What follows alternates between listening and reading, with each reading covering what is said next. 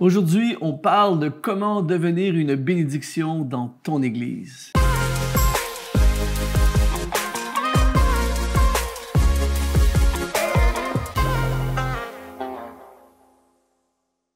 Bonjour, ici Luc Dumont d'Exponentiel. Merci d'être là pour notre rendez-vous d'activation et d'inspiration. Aujourd'hui, c'est spécial. On parle de comment devenir une bénédiction dans notre Église.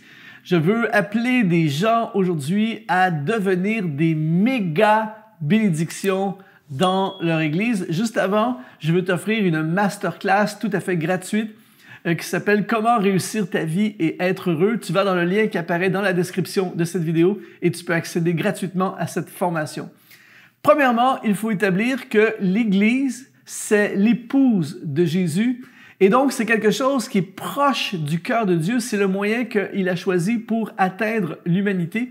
Et aujourd'hui, j'ai vraiment à cœur d'aider nos églises, j'ai vraiment à cœur d'élever une armée d'hommes et de femmes qui vont devenir des méga bénédictions, qui vont permettre à leur église d'avancer. Alors, je vais te proposer 8 choses qui vont faire de toi une bénédiction totale dans ton église. Premièrement, cherche un besoin et non une position. On va lire un texte dans 1 Pierre chapitre 4 au verset 10 qui dit « Comme de bons dispensateurs des diverses grâces de Dieu, que chacun mette au service des autres le don qu'il a reçu. » Premièrement, j'aimerais t'encourager aujourd'hui à chercher un besoin. C'est-à-dire que dans nos églises, souvent, j'ai visité plein d'églises au fil des ans et j'ai remarqué que souvent les gens, en tout cas, il y a beaucoup de gens qui cherchent une position. Je veux être le responsable de la louange, je veux diriger le groupe de jeunes, je veux être en charge de ci, en charge de ça. Et souvent, c'est en mode je veux, je voudrais. Mais aujourd'hui, j'aimerais te proposer à la place de chercher un besoin.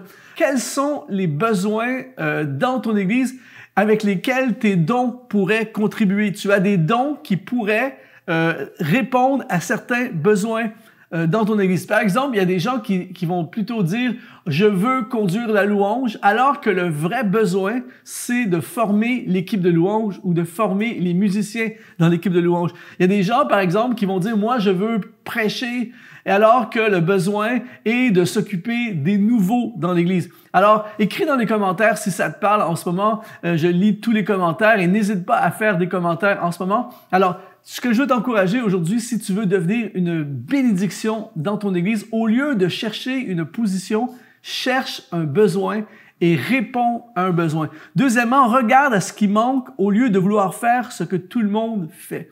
Une des choses que j'ai remarqué dans les églises parfois, c'est que tu vas avoir par exemple le prédicateur numéro 8 qui attend 3 mois avant d'avoir une opportunité de prêcher, alors qu'il y a des choses qui ont besoin d'être faites. Regarde à ce qui manque. Il y a des choses, dans toutes les églises, je suis allé dans des églises où tu as l'impression qu'il manque de rien, mais en réalité, il manque toujours quelque chose. Cherche quelque chose qui manque dans l'Église que toi, tu pourrais contribuer, que tu pourrais améliorer, que tu pourrais faire avancer, au lieu de faire ce que tout le monde fait.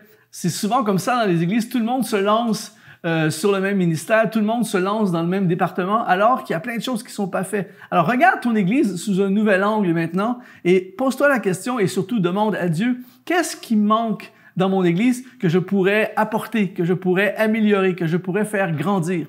Et tu vas devenir une méga bénédiction dans ton Église. Troisièmement, demande à ton pasteur ce que tu peux faire pour alléger sa tâche.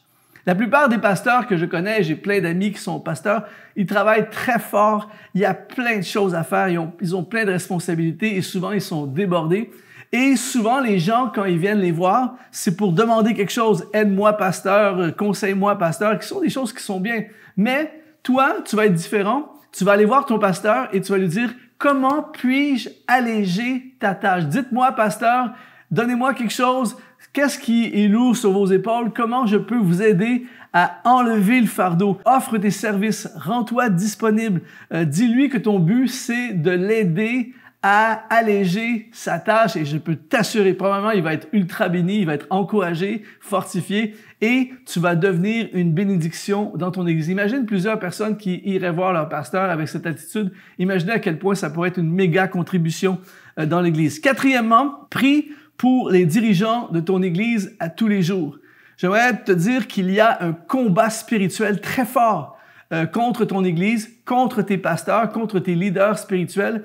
Et ce qu'ils ont besoin, ce que l'Église, ce que nos Églises ont besoin, c'est des hommes et des femmes comme toi et moi qui prient à tous les jours pour que la grâce de Dieu soit sur l'Église, que la protection soit sur l'Église, que Dieu donne la force, l'inspiration, la direction, la protection spirituelle sur nos leaders et sur nos pasteurs. Et je peux t'assurer que si tu commences à prier à tous les jours pour ton Église, eh bien, tu peux être certain d'une chose, tu ne verras plus ton Église de la même façon. Tu vas voir ses besoins de façon beaucoup plus grande. Tu vas également aimer davantage ton Église. Ça va créer un lien d'attachement très fort avec ton Église. Alors, je t'encourage vraiment à prier à tous les jours pour ton Église et tu seras une bénédiction. Cinquièmement, contribue au lieu de prendre. J'aime beaucoup cette phrase célèbre de John Kennedy qui a dit un jour lors d'un discours, il a dit « Ne regardez pas à ce que la nation peut faire pour vous, mais regardez à ce que vous pouvez faire pour la nation. » Et j'entends souvent, malheureusement, les gens parler de tous les points faibles de leur Église. J'entends souvent les gens critiquer leur Église.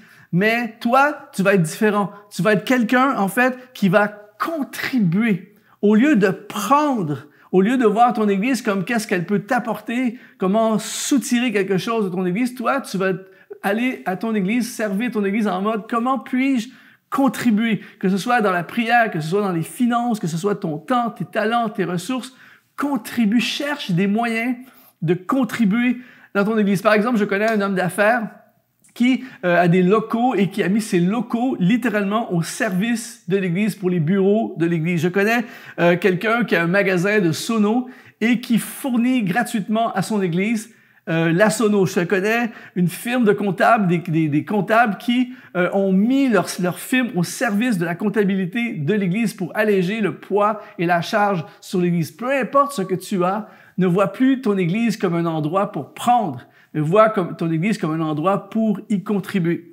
Sixième chose qui va faire de toi quelqu'un qui va être une grande bénédiction pour ton Église, c'est honore, honore, honore. C'est-à-dire que l'Église, on l'a vu au début, c'est l'épouse de Jésus. Alors, si tu honores l'épouse, tu honores l'époux.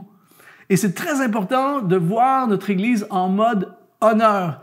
Honore tes pasteurs, honore les gens qui servent dans l'Église. Souvent, les gens servent dans l'Église, mais on ne prend pas le temps de les honorer. Prends le temps de remercier les gens à l'accueil, prends le temps de remercier les musiciens, les honorer, ceux qui servent auprès des enfants dans l'ombre à chaque semaine.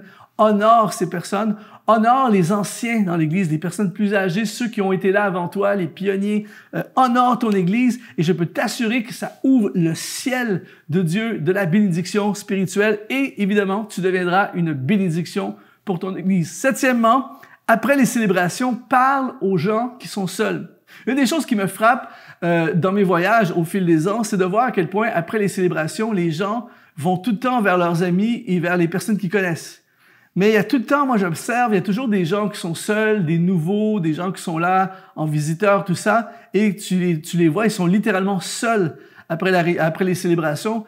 S'il y a un endroit sur la terre où on ne devrait pas se sentir seul, c'est à l'Église. Alors toi, tu vas être différent. Après les célébrations, tu vas aller vers les gens qui sont seuls, vers les nouveaux, vers les visiteurs. Tu vas leur souhaiter la bienvenue, tu les accueilles, tu leur dis bienvenue, tu discutes avec eux, tu les connectes avec d'autres personnes. Et je peux t'assurer que ça va amener une dimension de gloire et de bénédiction sur ton Église. Et huitièmement, sois loyal et soutiens tes leaders. Ce qui fait le plus de mal aux églises, c'est la division, les critiques, les murmures.